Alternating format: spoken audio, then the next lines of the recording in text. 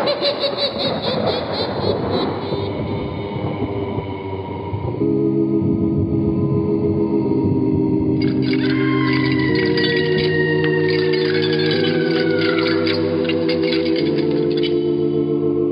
Mysterious Old Radio Listening Society podcast.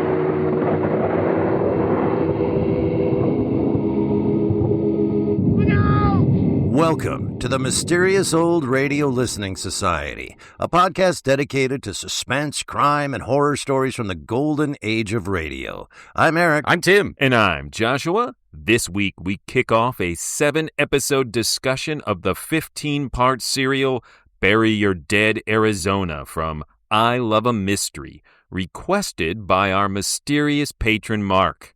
Thank you, Mark. Yes, thank you, Mark.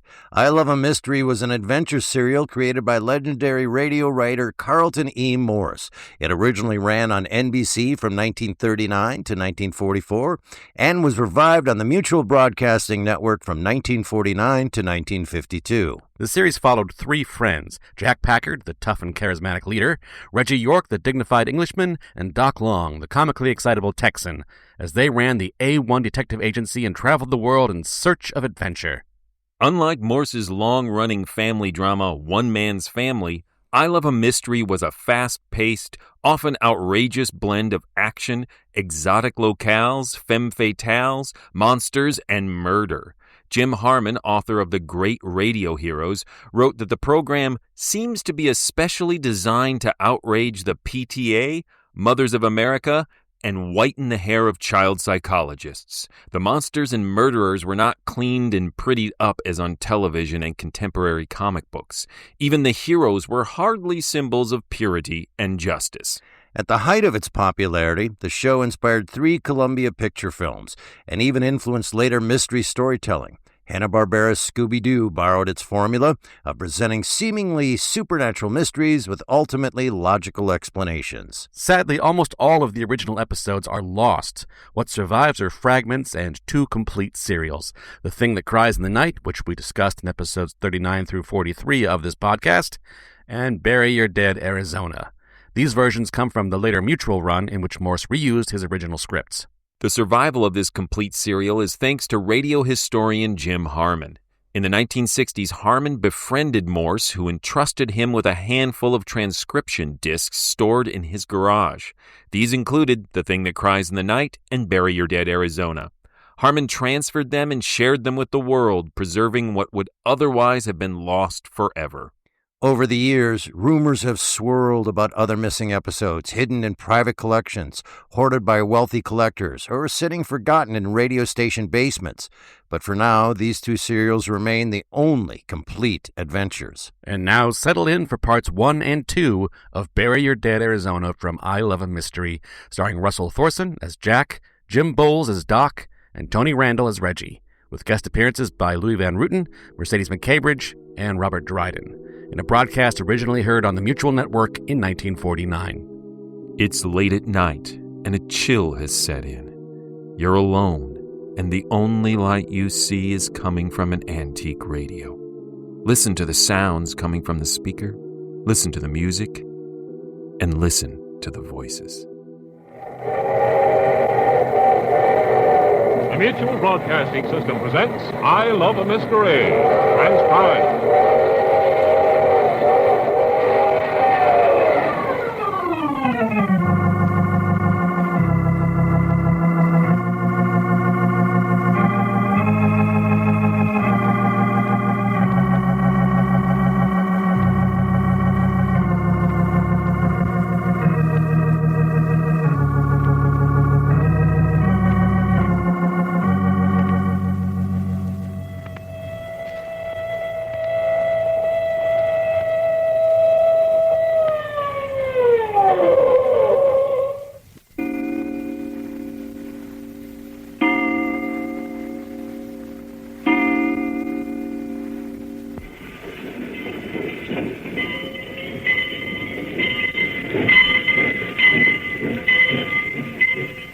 Well, you see what you got us into? Now, Jack, you couldn't hardly say it is all my fault. I could hardly say it was all your fault.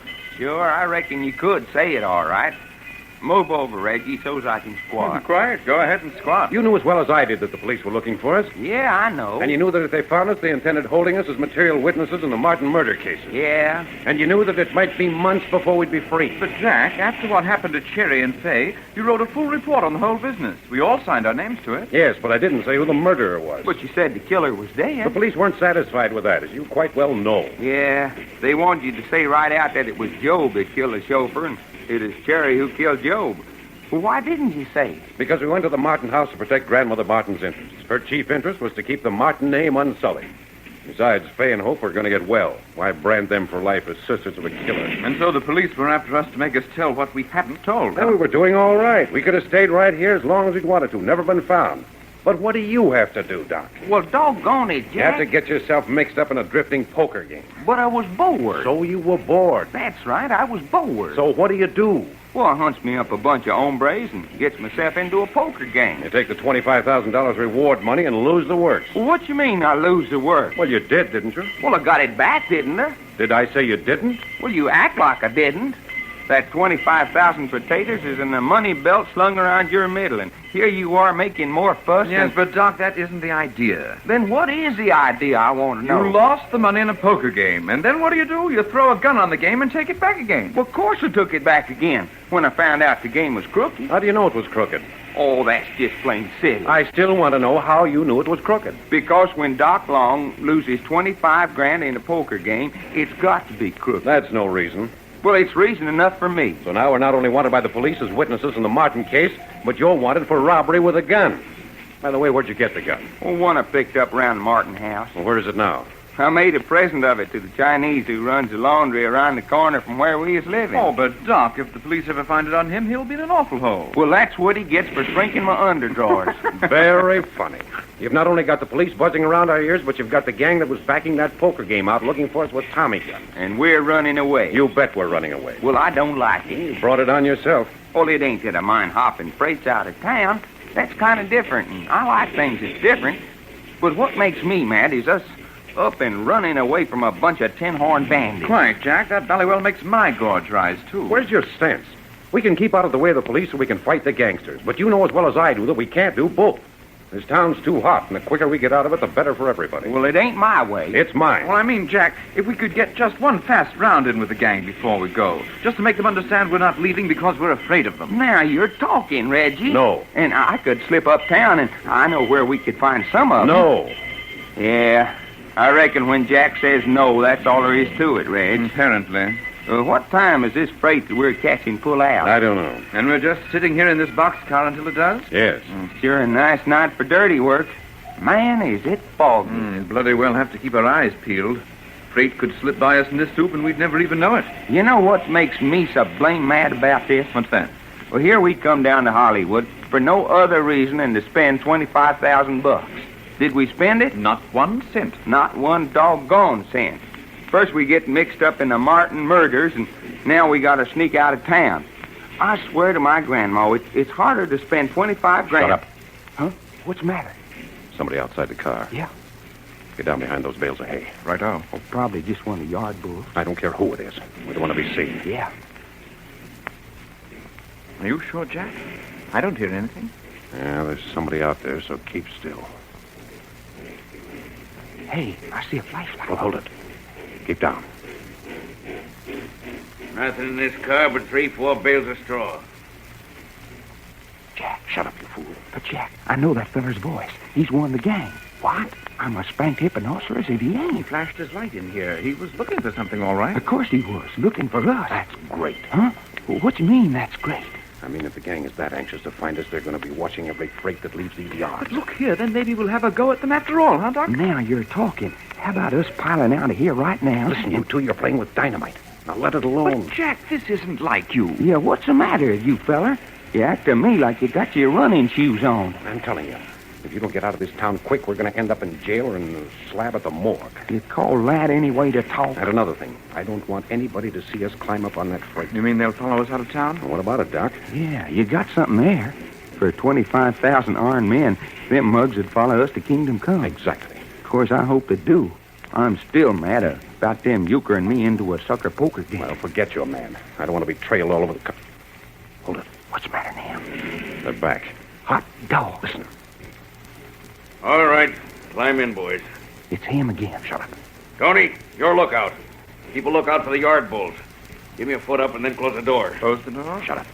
All right, Tony. Shut the door. All right, you rats. Come on out. No use stalling. We know you're in here. There's 5 of us and only 3 of you, and we've come to do a job, so come on out and get it. You mean there's only 5 of you? Well, hello, Doc Long. Hello, Lefty. Honest, is that all you brung along? 5? That's plenty. Come on out. Well, say we do come out. What then? Use your imagination. I ain't got much. Well, I can promise you it'll make nice, juicy reading on the front page of your hometown newspaper. And man, do I love getting my name on the front page of the newspaper. Quit stalling. What's the matter with the rest of your outfit? Are they deep and dumb? They ain't here to talk. Uh-huh. They're here for something, I bet. Kind of bets you make don't mean much. Says which? You made the biggest mistake of your life when you held up that poker game. We've come to get that 25 grand and teach you better manners. Well, how about beginning? How about starting out by turning on your flashlight? No flashlights. This night's work's going to be done in the dark. It's too bad you can't do a little gun shooting, ain't it? Yeah? Yeah, on account of you going to need 'em. But you dasn't on account of that every bull in this yard would be down on you. Knives are better for this kind of a job anyway. Yeah, knives, huh? All right, you stalled long enough. Now come on out. Oh, we ain't quite ready yet. You're as ready as you'll ever be. Not quite. You see, my 2 partners is kind of maneuvering into position. What's that? Yeah. You see, all the time that we've been a-gassing, Jack and Reggie have been crawling around back of you, so's we can attack front and back and kind of boil you up. You're crazy. Beat Johnny. You ready, Jack? Let's go. Ooh, yeah, go! Hey, Like that. Go! Doc, Reggie, you all right? I've got one more to polish off. There. Doggone, I don't know when. I had so much fun. Anybody hurt? Never mind that. Count the bodies. See if we got them all. Oh, here, wait a minute, Jack. I got Lefty's flashlight. Here you are. 1, 2, 3, 4, 5. Yeah, that's all. And it's nice a mess of busted noses I ever about seen. What do we do now, Jack? We get that lookout bird outside the car. Well, that means we got to get this door open. Give me a hand, Reggie. Christ. Just a minute. When you get the door open, let me do the talking. Okay, come on, Reggie. Open her up now. That you, Lefty? Yeah, I'm coming down. Sure didn't take you long to do the job, eh? No, it didn't, did it? Here's a little present for you. Get him, Jack. Yes, come on down. Help me throw him into the car. Yeah. Come on, Reggie. Righto. Let me give you a hand, Jack. Grab hold. Up with him. Yeah. All right, now push the door shut. Let me get my shoes. Wait, listen. Never mind the door. Here comes the freight. Come on, get over to the tracks. Hey, look out. We don't get separated in the fall. There's the headlights. She's moving slow. I say this ought to do it. Yes, keep out of the headlights. We don't want the train crew to see us. If the engine gets by, and then start looking for an open boxcar. Here she comes.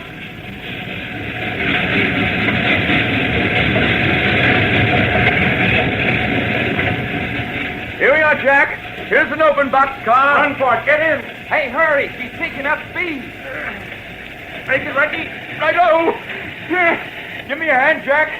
Up with you. Yeah, thanks. Okay, Doc. Give me a lift. Up with you. Wee. And here we are. So here you are. Hey. I say. Hey, who said that? I say it. Why not? Jack, there's a girl in this boxcar. Why not? Doggone female riding a freight train. Yes, I am female. A dangerous female. So watch out.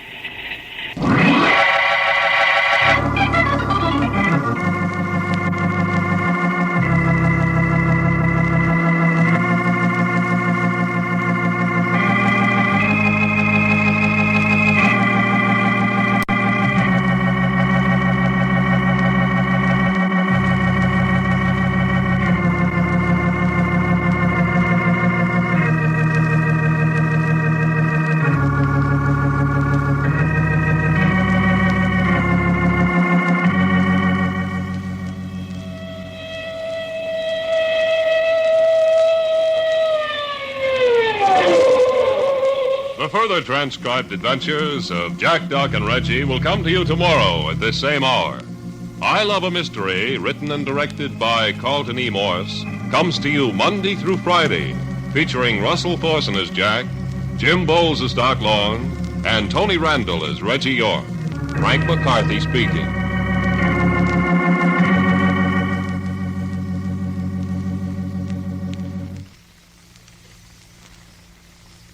This program came from New York.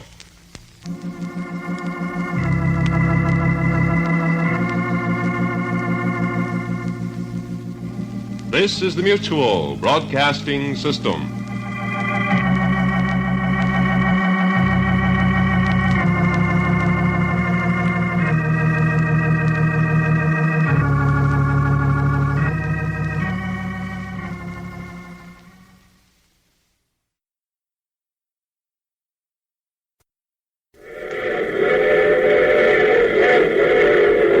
Mutual Broadcasting System presents I Love a Mystery.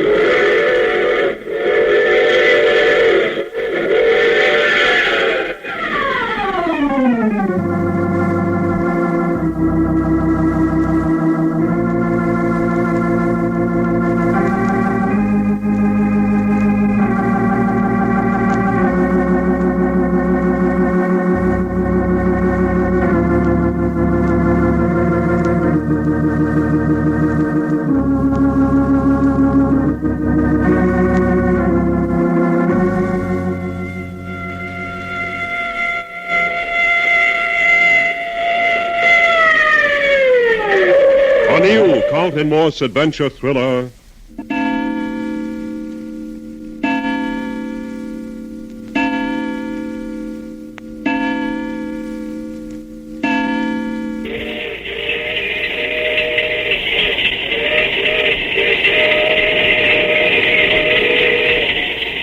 It is unfortunate you chose this boxcar. Why? Because this car is occupied by the Maestro and myself. That's all right. You won't bother us. But you bother us. Did you say the Maestro? I did. You mean there's somebody else in this here freight car besides you? The Maestro, yes. A man? A very great man. Well, what's a very great man doing riding in a boxcar? Yeah, and what about you? You a female hobo? That is insult. Well, why is it? Most folks that grabs rides on freight trains is bindle stiff. I am not bindle stiff, I will have you know. Not, huh? No. The Maestro and I have temporary financial difficulties. Financial difficulties, huh? That is true. But see here, where is this Maestro person? Right now he is asleep. So you're out of cash, so you and the Maestro are trying to get somewhere by freight, is that it? Yes. Business is not good. Well, just what is your business? I am dancer. The Maestro is great magician. Magician? You mean one of them fellers that pulls rabbits out of a hat? Oh, pull rabbit out of hat. Well, does he or don't he? The Maestro don't pull rabbit out of hat.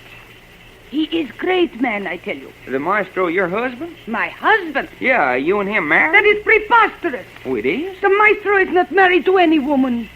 What kind of a man do you think the Maestro is? That's what we're trying to find out. That is what many people try to find out, what kind of man is Maestro. But nobody ever has. You been with him long? 2, 3 years, I don't know. You been tagging that Maestro around for 2, 3 years and you ain't married to him? I most certainly am not. That is insult to the Maestro. Oh, you think you ain't good enough for him? No woman is good enough for the Maestro.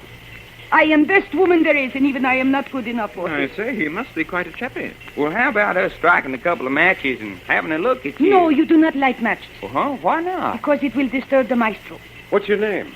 Nasha. Nasha, huh? You mind? Oh, who, me? No, it's okay by me. Nasha. What is that, Russian? No, I am not Russian. Your dialect sounds Russian. I am not Russian. Nasha? Aye, that is the Maestro. Nasha, Yes, Maestro. who are you talking to? I do not know. You don't know? No, I do not know. Well, find out. Yes, I will. Who are you? Well, my name's Jack Packard. One is named Jack Packard. I'm Doc Long. One is named Doc Long. And I'm Reggie York. And one is Reggie York. That is all. What are they doing in this boxcar? I do not know. Well, ask them. What are you doing in this boxcar? Just going for a ride. The one named Jack Packard say they are going for a ride. Tell them to get out. Hey, who does he think he is? He is the Maestro. He say get out. Well, tell him to take a jump at himself. The one named Duck Long say, go take a jump at yourself. What's that? He say, go take a jump at yourself. Oh, he did, eh? Yes, that's what he said. Apparently he doesn't know who I am. I guess he don't. Shall I stick a knife in him? Oh, look here. You do, and I'll whale the daylights out of you. Then what I do? You just shut up and let me go back to sleep. The Maestro is great man. He needs his sleep. Hey, Maestro. Who said that? I did. Come on out, be sociable.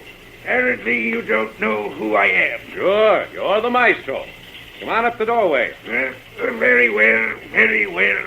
Anything to make for peace and good feeling. Well? How do you do? Care to sit down on the door and dangle your feet? No, I would not care to dangle my feet. Nasha? Maestro? We'll bring that packing box. Yes, Maestro. Nasha says there's 3 of you. That's right. Doc here. Hiya, Maestro, old kid. Reggie. My pleasure, Maestro. And myself. Tramps? Hey, fella. Do we sound like tramps? The packing box, Maestro. Will you be comfortable? Certainly I will not be comfortable. When was a man ever comfortable seated on a packing case? Your star has not risen yet, Maestro. But it will. It will. These men say they're not tramps. They want to know if I am Bindlestiff. I am insult. Nasha Bindlestiff, eh? Well, shucks, it is only naturally important folks don't ever ride around in a boxcar. I beg your pardon. Well, do they? I am an important person. I am riding in a boxcar. Important, huh? Nasha here said you were a 2-bit magician. I did no such thing say that. I said he is great man. And, gentlemen, she is right. I am a great man. Don't mind admitting it yourself. I do not. I wish there was some light. I'd like to get a look at you two. Why? You sound like a pair of phonies to me. He say phonies. Shall I stick a knife in him? I'll whale the tar out of you if you do. He say phonies. You are Mr. Packard? That's right. You think, Mr. Packard, you could tell whether we are phonies if you could see us? Yes? Perhaps you'd like us to describe ourselves. Sure. We aren't doing anything in particular. Nasha, describe yourself. Yes. I am very beautiful. I am very exotic. My hair and eyes are black as night, and my mouth is red. I am straight and lithe, and my body is so flexible I can stand straight and touch my forehead on my knees, or I can bend backwards and touch my head to the floor. I am built like a young boy, but my legs are nicer. I am so proud of my legs, and I dance as no other girl can dance. Ooh-wee and hot dog. You don't believe me? Well, sure, I believe you. Only pretty soon I'm going to wake up and take another drag on the opium pipe. It does sound a bit incongruous, doesn't it? Nasha hasn't begun to tell you her accomplishments. She says she's not Russian. She is not. She is from one of the states close to the Russian frontier. Does she sound phony? Well, you'll have to admit she's hard to believe. What about yourself? My hair is silver gray. I'm extremely fat and ugly man. I'm neatly dressed, but shabby. I'm a sensualist, but I have strong, fine hands. I'm a magician, yes, but I'm more than a magician. I'm a student of philosophy, of mysticism, of higher ethics. Are you a moral man? I'm neither moral nor immoral. I am unmoral. I say, Maestro, what do you mean you're a student of mysticism? You wouldn't believe me if I told you. Well, do you mind explaining? Yes. Your lack of understanding would only convince you I am a charlatan. Why are you on this freight train? Why are you? Circumstances? Exactly, my friend, exactly. Circumstances. Hey, looky, how do you and Nasha here happen to be traveling around together? You're very curious about other people's affairs, aren't you? Okay, I can take a hint. On the other hand, I don't mind in the least telling you.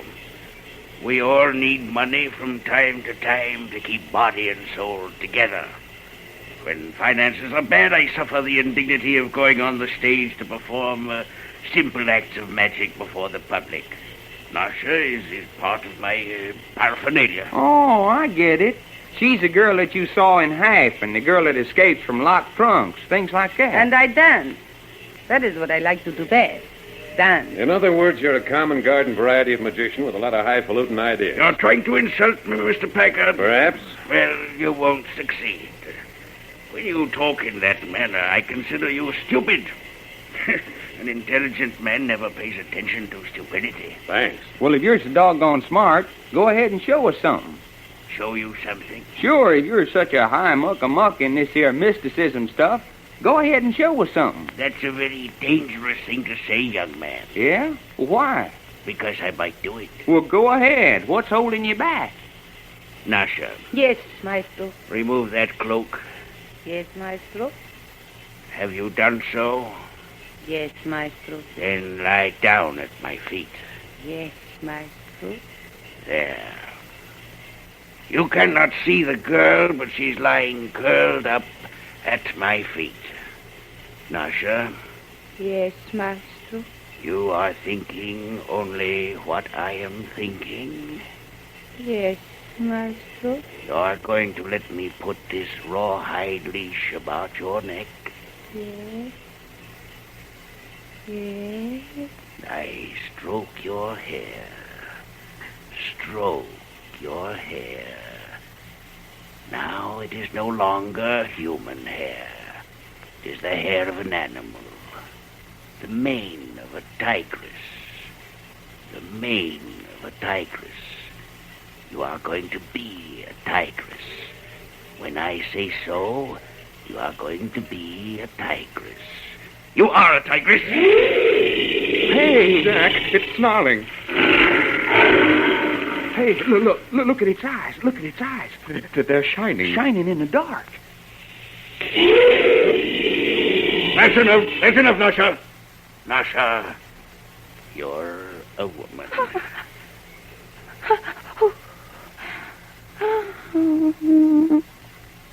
I am so sleepy. Sleep, Nasha. Sleep. Sleep. Doggone. I don't like it. I don't like it a bit. Nasha's asleep, gentlemen. She won't awaken. You don't need to lower your voices. Boy, I darn near jumped clean out of this boxcar. Well, Mr. Packard. What do you think you were doing? Just a very short visit into the realm of mysticism. A very short and unimportant visit. And you want us to believe you turned that girl into an animal? Why should you believe anything except what you heard and saw? It was too dark in here to see anything. But her eyes, Jack, I seen her eyes. They was blazing green and yellow in the dark. I saw that. And that horrible snarling. Yes, I heard the snarling. And you don't believe? No, I don't believe.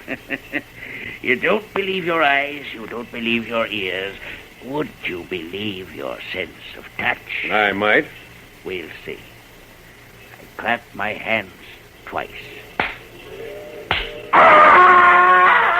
Hey, what was that? A man has just been murdered. Murdered? Here in this boxcar? Nuts. Mr. Packard, reach over here at my feet where Nasha was lying. Well, sure. Why not? What's that? A man with a knife in his heart. You're touching the knife. Yes. A man with a knife in his heart. You believe? This isn't magic. It's murder.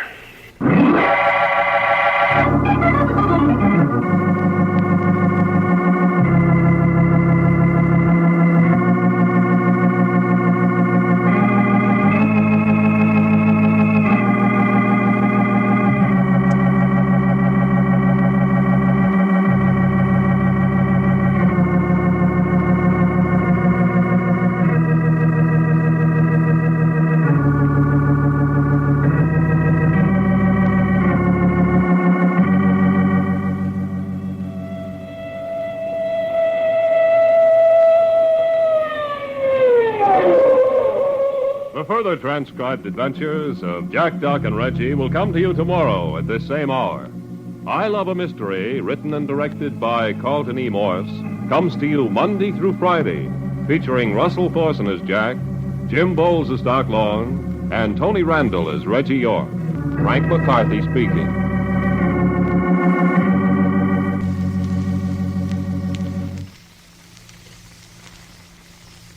This program came from New York.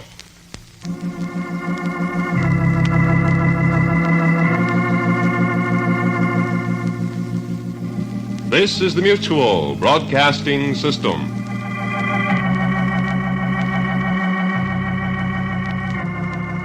That was episode 1 and 2 of Bury Your Dead, Arizona from I Love a Mystery, here on the Mysterious Old Radio Listening Society podcast. Once again, I'm Eric. I'm Tim. And I'm Joshua. All right, here we go. I'm going to encapsulate a couple of thoughts. First of all, if you listen to this podcast, you know how much I Love a Mystery. It is the first show that really, really sucked me into old-time radio. And I'm a huge fan, even though there's very few remaining. We did The Thing That Cries in the Night here on this podcast. That being said, I'm going to try to not nerd out too much. But it's a podcast, Eric. Yeah, well, there's that.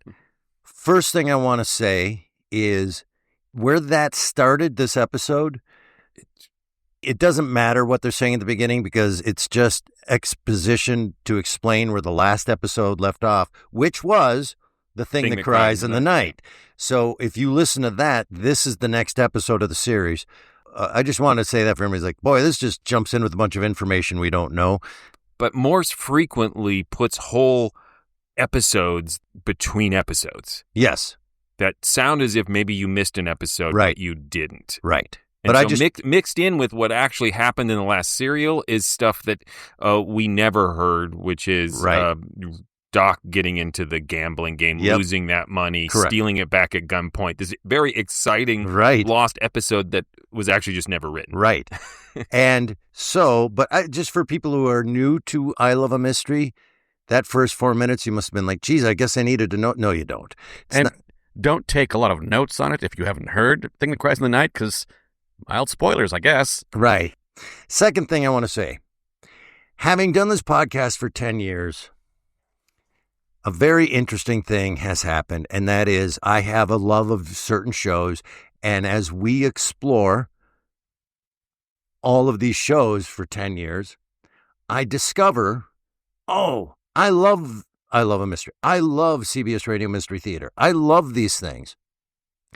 But this podcast has exposed me to, there's a lot of stuff out there that's really a lot better. Quiet Please, Suspense, Escape. There is a lot of really, really good writing, performance, and radio drama out there that I didn't know existed, right? So after doing this for 10 years, and you go back and you listen to CBS Radio Mystery Theater, you go, okay, comparatively, right? That being said, to prepare everybody for the next 7 episodes of this podcast, the key to I Love a Mystery is listen loosely. If you put a magnifying glass on this, it's full of weird holes and jumps in logic and so much Deus Ex Machina. And think of it more as The Shadow than a really deep episode of Quiet Please, right? It's not layered. 3-hour-plus episode of The Shadow. Right. It is for fun, right? Yeah, and I think you make a really good point is that I don't think it's fair to compare Quiet Please and I Love a Mystery because they're setting out to do such dramatically different things. They're apples and oranges. Say put a pin in that, and I'll revisit that and respond at the end. Yeah. I think that I say that because out of the fear of someone who listens to our podcast and we're doing this and they go, what are they doing? Have you heard great. Some of the other episodes we've done on this podcast? True. This is no Dr. Tim detective. I think it's personal because I love a mystery so much. And then I'm like, okay, it's not for everybody. So just, you know what I mean? And I just want everybody to also, it's a slow start. This thing picks up steam after the huge amount of exposition. This is where we're going to be different because this second episode is my favorite episode of I Love a Mystery, period, I think. Okay, nice. The first episode specifically, I admired it for its brazenness. We're going to embrace. This is going to be a shotgun of exposition of both things that you may need to know, things you don't need to know. And we're just going to go fast. That's the secret of how we do this. Right. And put it in some context that's really arbitrary of we're in vague danger. Something bad is happening. We have to fight some guys. It doesn't really matter. Right. And listening to it, I was on board of like, okay, we got to do this. I'll just get through it. And then the last note of, yes, I am female, a dangerous female, so watch out. Right. I want everyone to introduce themselves to me that way from now on. That brought me so much joy. And that's the cliffhanger. Watch out. Russian Mercedes McCambridge. So, full disclosure also, I have not listened to this in probably 8-9 years. And I was like, oh, I thought I really remembered this. And I didn't. I mean, I remember the gist, but it was really fun to listen to again. You know how you think you know something really well and go, I'm not going to listen to that. I've listened to it 10 times. So I didn't realize until this sit down, oh, the Russian woman's Mercedes McCambridge. I knew she was in it. Well, I got to be careful not to spoil things. And then this one, I was about halfway through the second one. I went, because she makes a noise that you realize, oh, that's Mercedes McCambridge. Now this is creepy. No, not the creepy noise. No, but like a laugh or a giggle or something, and you can hear her voice. And oh, so I want to give her kudos for a really good accent and different characters because she's so distinguishable. And moving on to that second episode, I could have listened to them introduce themselves to each other for an hour. Okay. This gag is hilarious. So you have tools as a writer of radio drama to how to put in people's heads what it is you want them to see, right? Mm-hmm. And there's a bunch of different ways to do it. This one literally is, hey, characters, describe yourself. Oh, yes. We're in the pitch black room. We're in the pitch black room. And that was how Morse decided to get in our heads what they look like. It's fun, but also incredibly clunky way to do that. I feel he is being a little winky. You're a little winky. My favorite Teletubby. I'll say Arch then. Oh, that's kind of gross too. I think he's aware of what he's... Well, because I feel like I Love a Mystery, like so much of the pulp magazines it's modeled on, has two audiences it's constantly aiming for. And that is adolescent boys and semi-literate horny men. You know? and you're looking around the table here. And so it's always threading that needle because... I mean, really, that's part of the humor is to get Mercedes McCambridge in this Russian accent to describe her ravishing beauty in every part of her own body out loud. You know, there's some young boys like, oh, tell me how fat this guy is. I wish I were in a dark boxcar right now.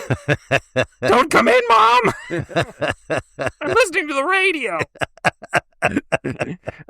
So I think that's a through line throughout this. And so I also feel like he's aware that, I came up with a great excuse for my audience to have this woman describe her and have all the men imagine it in the audience and our characters comment on it. I love that her attributes are not only physical, like the color of her lips and how beautiful she is, which she says herself, but just to add a little gravy on that, you want to see how flexible I am?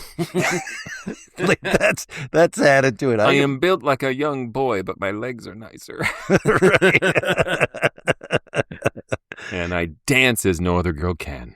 As they begin to suggest here that the darkness is not just a convenient narration tool, it's a character and a narrative thing on its own.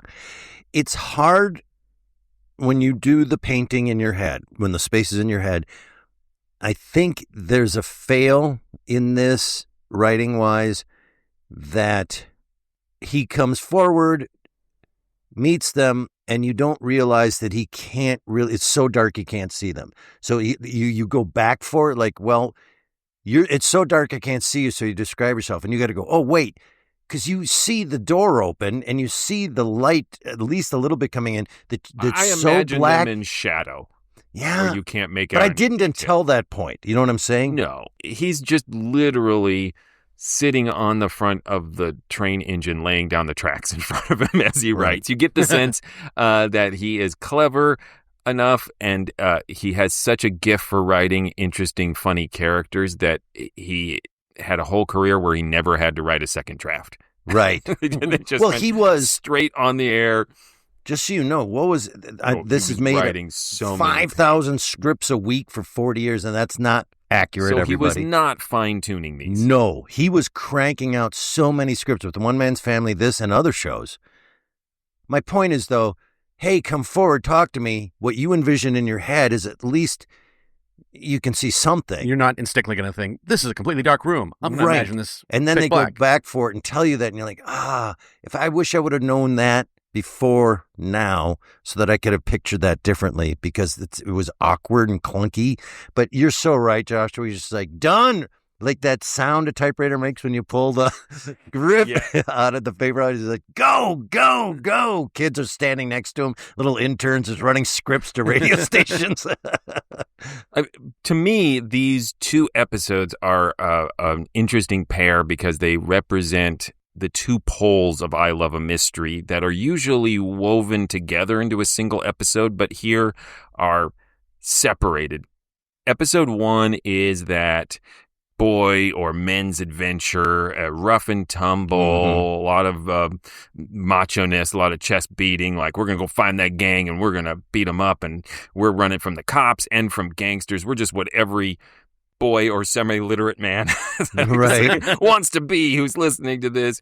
And then episode 2 is just gonzo weird and a little sexually deviant, surreal and very darkly comic. I mean, you get to the point where he puts a collar on her and is stroking her and she's making weird little noises and you're like, whoa. The noises that make you realize it's Mercedes McCambridge.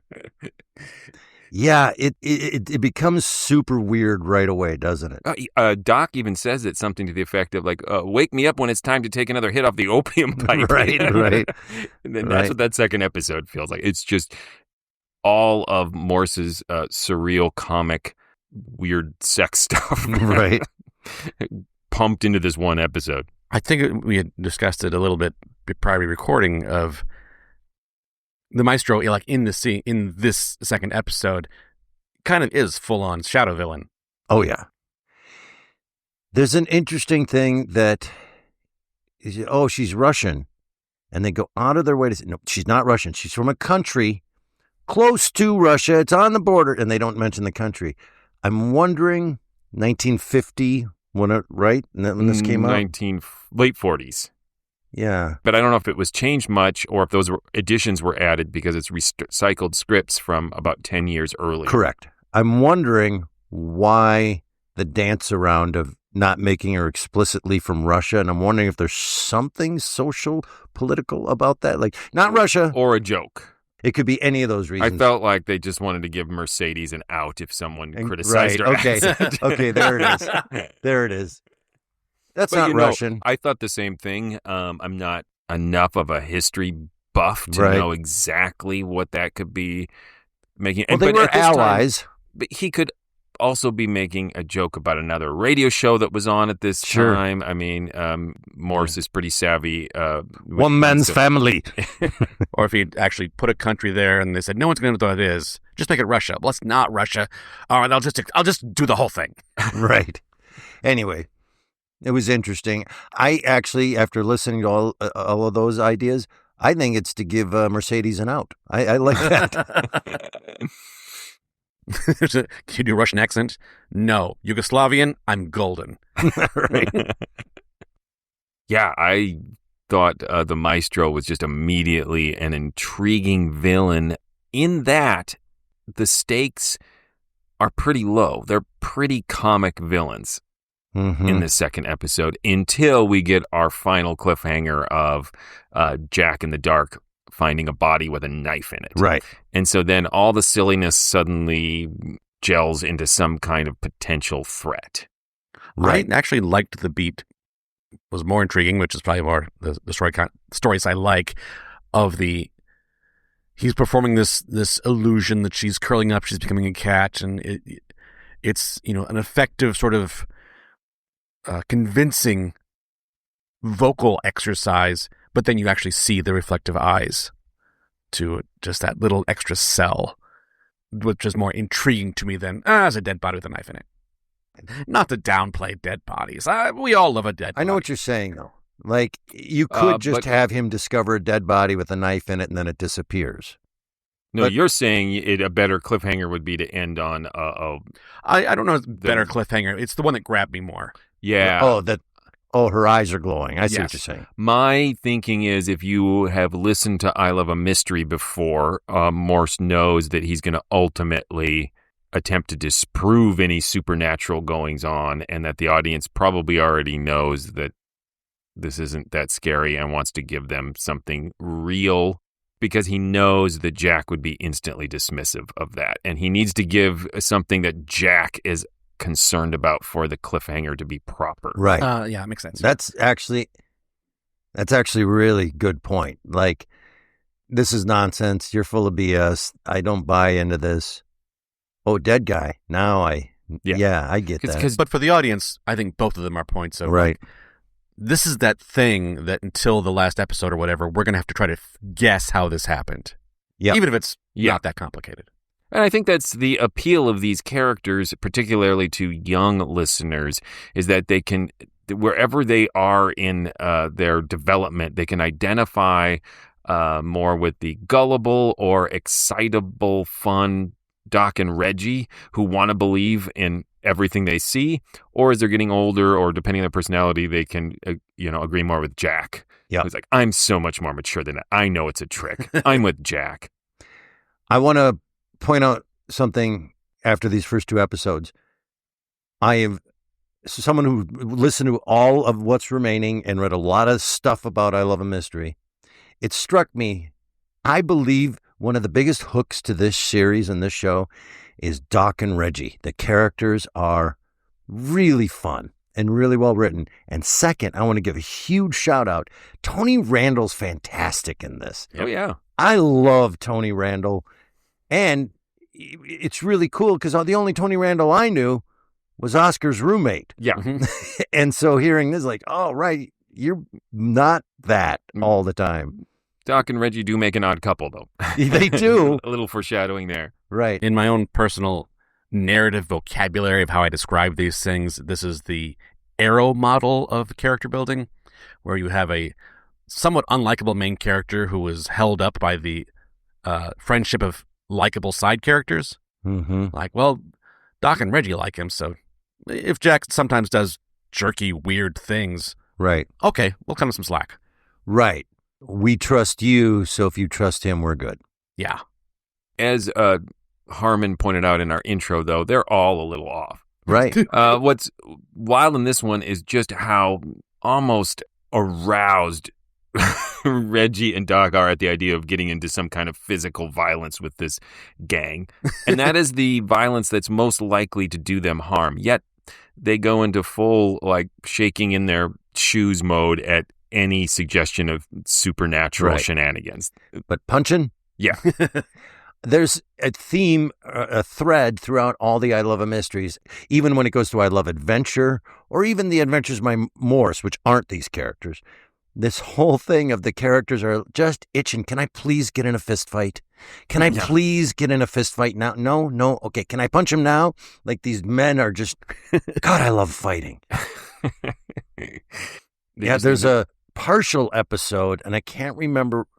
There's a lot of I Love a Mystery. There's only 2 or 3 episodes that exist, not the whole thing. And I can't remember which one it is, but they're in a haystack hiding. But it's Reggie the entire time going, can we please punch somebody? I would like to get in a fight. And it's really funny because he's also the Englishman, which I like that juxtaposition. The fight sequence is just ridiculous, too. Yeah. It's just all, ow, oof, eat, ow, ooh, for like a minute. It feels like it. Pretty well done, though. There's a moment in it where, like, Reggie, you okay? Almost crack. Like, they've gotten their guys down. You can see the space in your head that they turn around and, you know what I mean? Like, it's a good job. I can see it happening, even though it's just noises. Well, you know what I mean? Yeah. Like, No. I can see it. The timing is good. It's still, the concentratedness of it is a little comic. Oh, yeah. Well, it's all those serials with the fight scenes that they speed up the film. Yeah. And they roll around and flying around, and there's got to be one every 15 minutes serial. every piece of furniture is breakaway. Right. So someone Yes, just leans against it and it flies apart. Yes. There's a great SCTV short movie that they did that was a serial. Should look it up. It's really funny. Every time they get in a fight scene, they're just replaying the last fight scene. So I think for these episodes, we can't really judge them as we usually do at the end of a single episode. Because No. It's a serialized story. But I would say, how do we feel about our 2 cliffhangers? The first episode cliffhanged with, "Oh, I'm a woman." Right. So watch Look out. Watch out. Watch out. Not great. Second one, fantastic. That's a great cliffhanger. Tim, I love them disagrees. both. Yeah. Particularly the first one was like, if this whole episode had been that cliffhanger, I'm ready. I want to find what happens in episode 2. I would say that the episode 1 cliffhanger is in keeping with the low stakes of episode 1. Right. They're just like, we got to get on a freight train. And I do think the cliffhanger was a smart one for episode 2 to sort of make you re-examine these comical characters, right, and have to ask, wait, maybe they're more dangerous than they seem. Right. Especially since that it seems to be Nasha's tagline is, should I stick a knife in him? How about that line? We didn't even... How does she say it? Do you wish me to stick a knife in him? Yeah, some variation on that over and over again, yeah. To the point where I was like, I want that to be my ringtone, or I want it to become a T-shirt that we make or something. Although you can't get away with that T-shirt. Just walking around with T-shirts. Do you want me to stick a knife in him? One guy, one day. Oh, bury your dead Arizona. I would rather have the very dangerous females, so watch out. T-shirt. Yeah.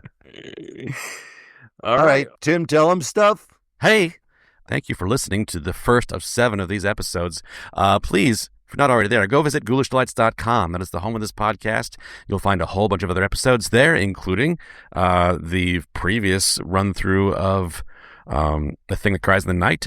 If you want to compare our different takes on these serials, you'll also find links to our social media pages, links to our Threadless. No, it's not Threadless anymore. It's Spreadshop. I switched stores. Spreadless. It's not Spreadless. But you can find these T-shirts that we keep talking about that might or might not exist, and you'll find a link to our Patreon page. Yes, go to patreon.com/themorals and become a patron today. You will gain instant powers. One of those is to be like Mark and make us do another I Love a Mystery serial. It's been like 6-7 years since we did I Love a Mystery, and many people have asked us to do it. Yeah. But they weren't patron enough for us. I even asked, and I'm not patron enough. Nope. I said, show me the money, Eric. So be like Mark and become a member of the Mysterious Old Radio Listening Society today. And if you'd like to see the Mysterious Old Radio Listening Society Theater Company performing live on stage recreations of classic old-time radio drama and a lot of our own original work, we perform a lot. So just go to ghoulishdelights.com and you find out where we're performing, what we're performing, and how to get tickets. And we'd love to see you out there. And if you can't make it to any of our shows, because, not everybody lives in Minnesota, only people that matter. No. That's such a Minnesota thing to say right there. Yes, it is. And to apologize immediately. Yeah, no apologize. Yes. We do record the audio of our shows, and that is another perk to being a Patreon. You get to listen to those shows. What is coming up next? Oh, right. Part 3 and 4 of Bury Your Dead Arizona from I Love a Mystery. Until then, Watch out.